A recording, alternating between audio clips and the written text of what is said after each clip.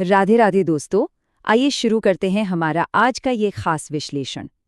आज हम बात करने वाले हैं वृषभ राशि के बारे में, और सिर्फ ग्रहों की चाल पर नहीं, बल्कि उस आंतरिक सफर पर चर्चा करेंगे जहां मई 2026 आपको ले जाने वाला है। तो चलिए एक बहुत ही शांत और खुले मन के साथ इसकी गहराई में उतरते हैं। समंदर जैसी गहराई और पहाड़ जैसा धैर्य, ये सिर्फ शब्द नहीं हैं, ये वृषभ राशि वालों की मूल पहचान है। आप लोग हमेशा दूसरों का भला सोचते हैं, सबकी मदद करते हैं, लेकिन क्या आपने कभी खुद को बिल्कुल अकेला महसूस किया है? जैसे जब आपको मदद की जरूरत थी तो कोई आसपास नहीं था?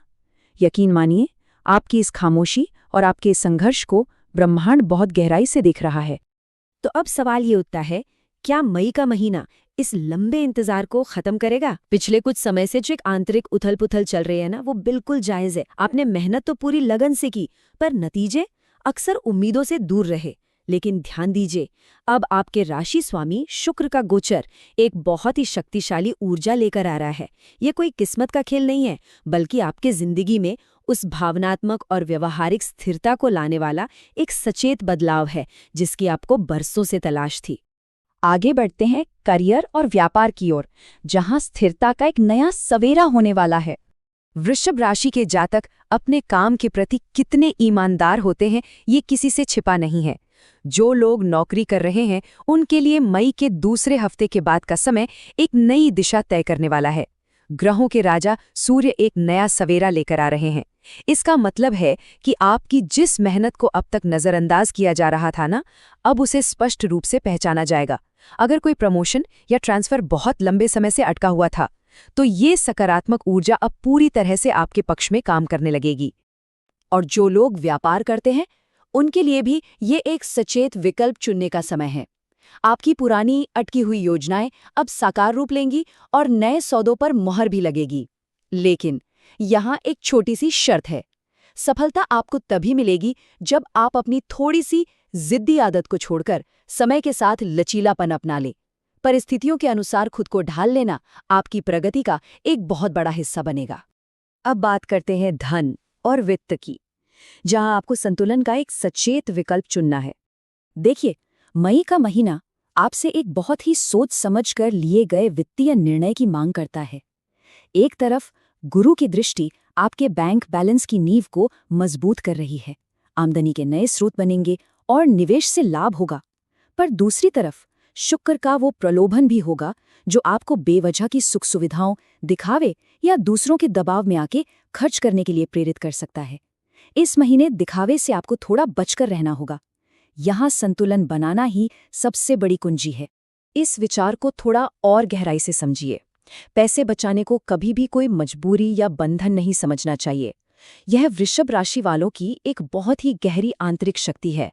जब आप दिखावे पर खर्च करने के बजाय बचत का एक सचेत निर्णय लेते हैं, तो असल में आप अपनी दीर्घकालिक संपत्ति और भविष्य की शांति का निर्माण कर रहे होते हैं। ये आपका अपना एक बहुत मजबूत कदम है। चलिए अब प्रेम और रिश्तों की बात करते हैं, जहां हमें मिठास और सद्भाव को आमंत्रित करना है। वृषभ राशि वालों के लिए उनका परिवार ही उनकी पूरी दुनिया होता है। सही कहा ना? मई के इस महीने में रिश्तों के बीच खड़ी अतीत की दीवारें अब ढहने वाली हैं। लेकिन ध्यान रखिएगा, इसके लिए आपको एक खुला संवाद रखना होगा। अगर जीवन साथी के साथ कोई मतभेद चल रहा था, तो वो खुलकर बात करने से बिल्कुल सुलझ जाएगा। जो लोग अकेले हैं या नए रिश्ते की तलाश में हैं, उनके जीवन में भी एक सच्चे साथी की दस्तक हो सकती है। साथ ही घर में होने वाले छोटे मोटे पूजा पाठ या शुभ आयोजन पूरे पारिवारिक माहौल को एक बहुत ही प्यारी सकारात्मक ऊर्जा से भर देंगे। अब आते हैं स्वास्थ्य और जीवन शक्ति पर, यानी अपने इस शारीरिक मंदिर की रक्षा करना। इन सभी सकारात्मक बदलावों का पूरा लाभ आपको तभी मिलेगा जब आप शारीरिक रूप से स्वस्थ रहेंगे। आमतौर पर वृषभ राशि वालों की शारीरिक क्षमता बहुत मजबूत होती है। आप लोग आसानी से थकने वाले नहीं हैं, लेकिन मई के इस गोचर में आपको एक खास सावधानी बरतने की सलाह दी जाती है। बहुत ही सचेत रूप से आपको अपने गले और पेट को किसी भी तरह के इन्फेक्शन से बचाकर रखना होगा। तो इसके लिए सबसे व्यवहारिक कदम क्या उठाएं? बाहर का जो अधिक मसालेदार और तला भुना खाना होता है ना, उससे फिलहाल थोड़ी दूरी बना लीजिए। और एक सबसे जरूरी काम, सुबह की ताज़ी हवा में सैर करने की आदत डालिए। ये सिर्फ एक व्यायाम नहीं है, बल्कि मन और शरीर दोनों को शांत करने का और खुद को प्रकृति के साथ जोड़ने का एक बहुत ही गहरा आंतरिक अभ्यास है। और अब अंत में आते हैं हमारे महा उपाय पर, अपनी दिव्य सफलता को स्थापित करना। हमारे इस विश्लेषण के सबसे महत्वपूर्ण और आध्यात्मिक हिस्से को किसी जादू या चमत्कार की तरह मत देखिएगा, बल्कि ये एक बहुत ही गहरा अभ्यास है। इन 3 सरल कदमों को ध्यान से समझिए। पहला, हर शुक्रवार को पूरे भाव से माता लक्ष्मी की उपासना कीजिए।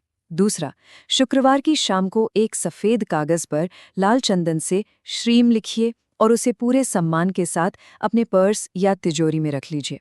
और तीसरा, जो बहुत अहम है, हर सोमवार को शिवलिंग पर जल में थोड़ा सा कच्चा दूध और साबुत चावल मिलाकर अर्पित कीजिए। ये अभ्यास आपकी जिंदगी में एक ऐसी दिव्य और शांत ऊर्जा को आमंत्रित करेगा जिसका असर आप खुद महसूस करेंगे।